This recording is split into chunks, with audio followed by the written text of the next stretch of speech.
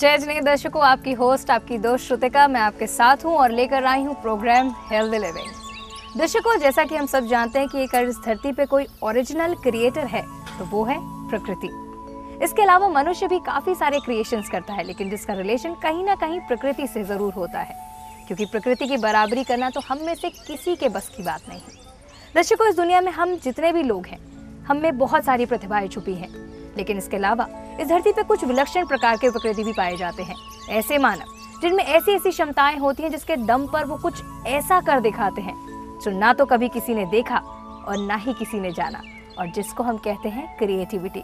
तो दर्शकों, आज हम बात करेंगे क्रिएटिविटी के बारे में अपने आज के एपिसोड में कि आखिरकार क्रिएटिविटी है क्या, और इसके हर पहलू को जानेंगे भी।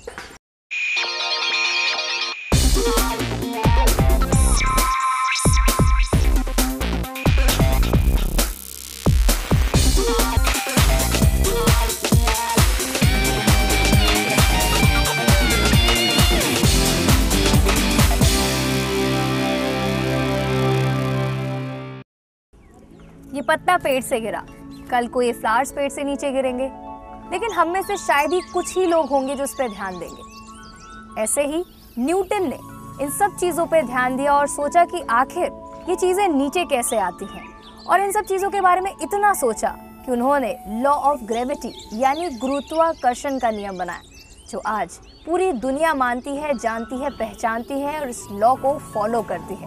तो दर्शकों, जिस तरीके से कोई इंसान जब किसी चीज़ को इमेजिन करता है, उसके बारे में सोचता है और लोगों तक पहुंचाता है, तो उसकी यही एक अलग सोच कहलाती है क्रिएटिविटी।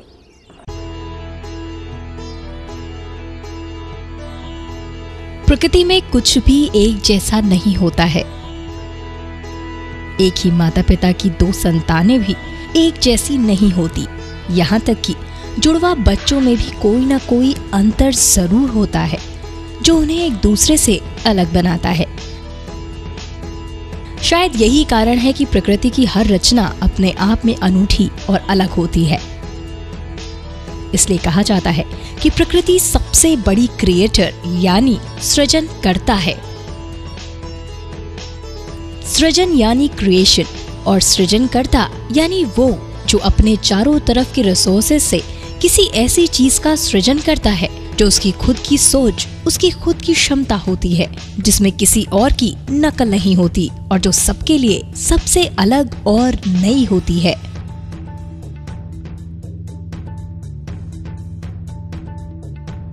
यही परिभाषा है क्रिएटिविटी की, लेकिन अलग अलग लोगों के लिए क्रिएटिविटी की परिभाषा अलग अलग होती है। जैसे वाइड टर्म्स में हम कहते हैं कि नेचर, गॉड सबसे बड़ा क्रिएटर है। इसलिए कहते हैं कि गॉड ने जो बनाया, नेचर ने जो बना के दिखाया, वो और कोई नहीं बना सकता, इसीलिए उसको क्रिएटर का नाम दिया हुआ है। उसी तरह यदि कोई पर्सनल स्किल से किसी चीज़ को भिन्न ढंग से ओरिजिनल वे में करने की क्षमता रखता है, तो उसको कहते हैं कि ही इज़ वेरी क्रिएटिव, और इसी चीज़ का नाम है क्रिएटिविटी। जिसे म्यूजिक पसंद है, उसके लिए उसकी क्रिएटिविटी म्यूजिक को उस रूप में प्रेजेंट करना है जो उसका सबसे अलग रूप हो। और जिसे आर्ट पसंद है, उसके लिए उसकी आर्ट को ही नए नए तरीके से एक्सप्रेस करना क्रिएटिविटी है। कहने का मतलब ये है कि अलग अलग लोगों की पसंद के अनुसार उनकी क्रिएटिविटी का दायरा भी अलग अलग होता है। जिंदगी और दुनिया के हर पहलू को छूता हुआ क्रिएटिविटी का दायरा बहुत बड़ा है। इतना बड़ा कि कब किसके दिमाग में क्या नया आ जाए और वो उसे मूर्त रूप देकर एक नई चीज का सृजन कर दे, ये कहना बेहद ही मुश्किल है। क्रिएटिविटी को कुछ शब्दों में नहीं बांधा जा सकता। ये वो मुक्त आकाश है जिसकी कोई सीमा नहीं है।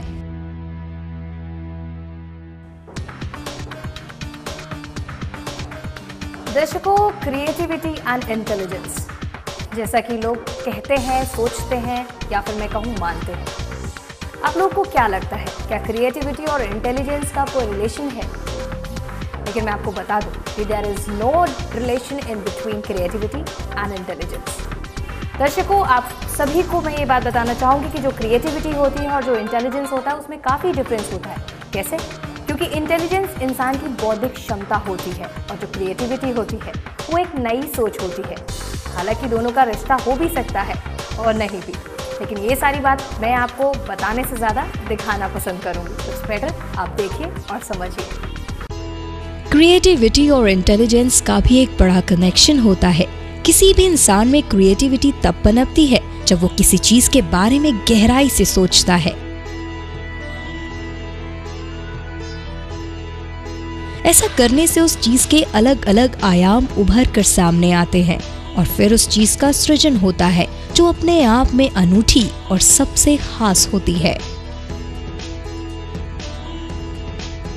किसी भी इंसान की सोच का दायरा उसके अपने इंटरेस्ट से जुड़ा होता है और क्रिएटिविटी भी इससे अछूती नहीं है।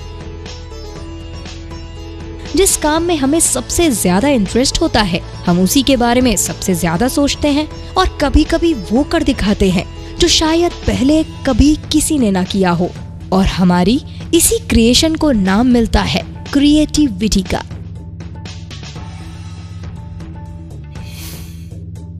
क्योंकि आदमी की सोच के ऊपर आदमी की कार्य क्षमता डिपेंड करती है। यदि हम सोचेंगे जिस ढंग से उसी ढंग से करेंगे। इतने बड़े बड़े आदमी हुए हैं, ये लोगों की केवल सोच में ही तो भिन्नता होती है।